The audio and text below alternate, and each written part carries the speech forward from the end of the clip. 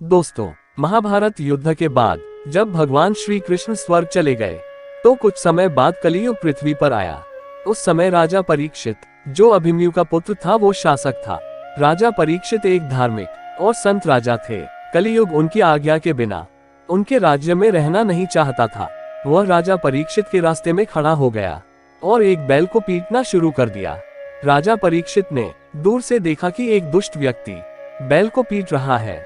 राजा ने कहा कि दुष्ट मनुष्य, कृपया मेरे राज्य से चले जाओ। कलियुग ने कहा कि मैं कलियुग हूँ और काल के अनुसार पृथ्वी पर आया हूँ। भगवान कृष्ण के पृथ्वी छोड़ने के बाद मुझे आना पड़ा, इसलिए कृपया मुझे अपने राज्य में स्थान दें। राजा परीक्षित ने कहा कि मैं तुम्हें अपने राज्य में बहुत कम जगह दूंगा। राजा ने कहा कि तुम वहां रह सकते हो जहां जुआ खेला जाता है। कलियुग ने कहा सभी लोग जुआ नहीं खेलते, मुझे और जगह दो। राजा ने कहा ठीक है, आप वहां रह सकते हैं जहां लोग शराब आदि पीते हैं। कलियुग ने कहा हे राजन, आपके राज्य में लोग संत हैं, वे कभी कभार ही शराब पीते हैं, मुझे और जगह चाहिए। राजा ने कहा कि तुम वहीं रह सकते हो जहां हिंसा और व्यभिचार हो। कलियुग ने कहा जय हो, लेकिन कृपया मुझे रहने के लिए एक और जगह दीजिए।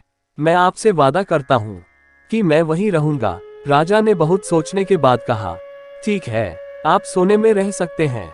कलियुग बहुत खुश हुआ और वह गायब हो गया और राजा के सोने के मुकुट में चला गया। राजा परीक्षित की बुद्धि भ्रष्ट हो गई और उसने शमीक ऋषि के गले में एक मरा हुआ सांप डाल दिया। शमीक ऋषि के पुत्र ने राजा को श्राप दिया कि 7वें दिन ये तक्षक नाग तुम्हें डस लेगा और तुम्हारी मृत्यु हो जाएगी। जो लोग धर्म के मार्ग पर चलना चाहते हैं, उन्हें इन 5 स्थानों से सदैव सावधान रहना चाहिए: जुआ, शराब पीना, हिंसा, व्यभिचार या परस्त्री गमन और सोना।